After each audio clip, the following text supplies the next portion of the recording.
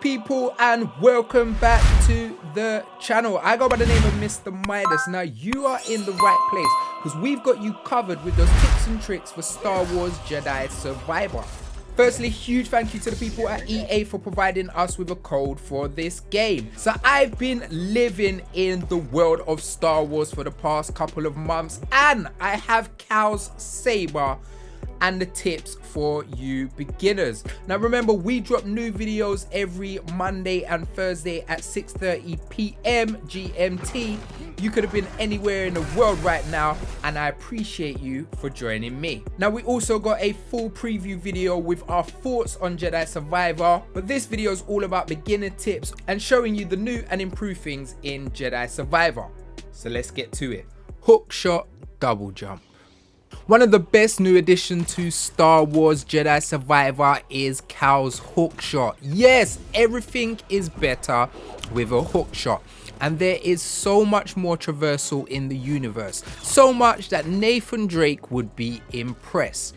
With a mix of climbing, wall running, and using the hook shot to get to some vines or a ledge, make sure you're utilizing your double jump before and after every hook shot. Spam that so you can always secure yourself that perfect landing. Fallen Order recap. If Star Wars Jedi Survivor is your first and you missed Fallen Order, I would personally recommend that you play that first. But if you're caught up in the hype or you just haven't played the original game in a while, make sure you watch the Fallen Order recap in the menu option. This game is a full-on sequel, and you need to know all about BD1, Grease, and all of Cal's companions before entering Survivor's adventure against the Empire. Saber Stances. Cal's new adventure sees him mix up with different saber stances in Star Wars Jedi Survivor. As before, Cal has two stances to flick in between, but this time with some exciting new stances to choose from.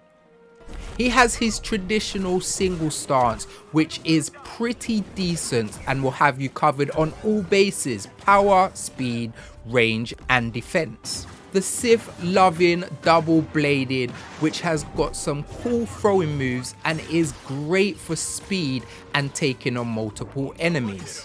Dual wielding is its own stance now, and it is great use for beginners as it is fast and very powerful, and it also has an auto dodge move when you hold triangle, but you've got to have some force to do this. Later on, Cal will unlock Blaster. Yes, the young Jedi is breaking rules by wielding a blaster and a saber at the same time, and it is so cool.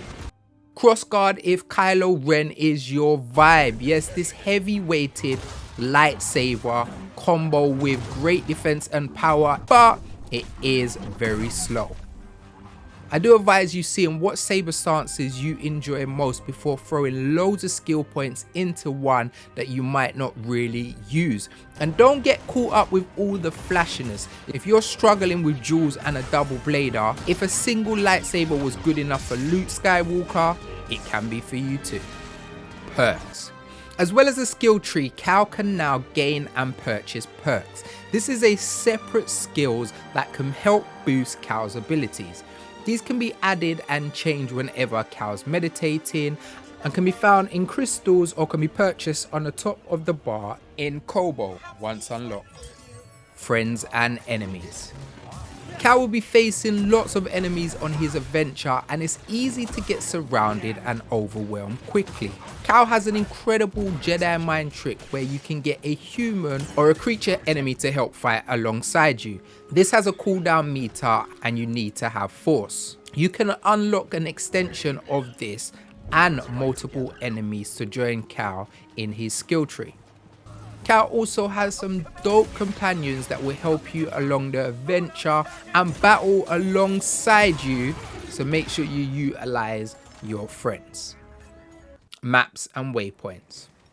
One of Fallen Order's biggest weakness was the map, and although Jedi Survivor's map has improved, it is very similar. Survivor's levels are much bigger and more open than Fallen Order's, but a lot of the story missions sometimes have a specific linear path for you to take and sometimes can easily get lost. Using the map is super important. Being able to see the route that you've already taken, which is shown by the yellow line, what doors are locked indicated by red, and even small gaps for hidden paths for you to navigate through. BD1 can also help you add waypoints for some cool side missions to help you prioritize which ones you want to enter.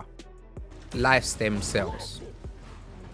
Star Wars Jedi for Survivor is bigger and more exciting and will destroy you easily. So you'll be popping life stem cells left, right and center.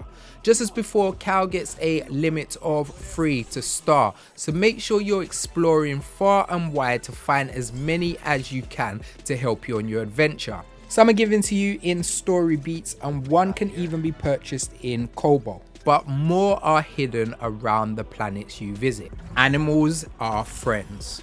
Not everything in Cal's world is trying to destroy him. There is plenty of wildlife that will help you on your adventure. Once you've unlocked the tame skill, look out for animals that you can use to glide across mountains, ride up downpouring lakes, and even traverse across the space quicker. And come on, if you see anything cute, you know you have to stroke its head. And that's it. That is your tips and tricks. Once again, huge thank you to the people at EA for providing us with a copy. I am loving this game. I've been playing it so much. So make sure you check out our preview. And if there's any tips or tricks that you think that I've missed out, make sure you let me know in the comments so we can continue the conversation below. I've been Mr. Midas, and let me know what has been most useful for you. And may the Force be with you.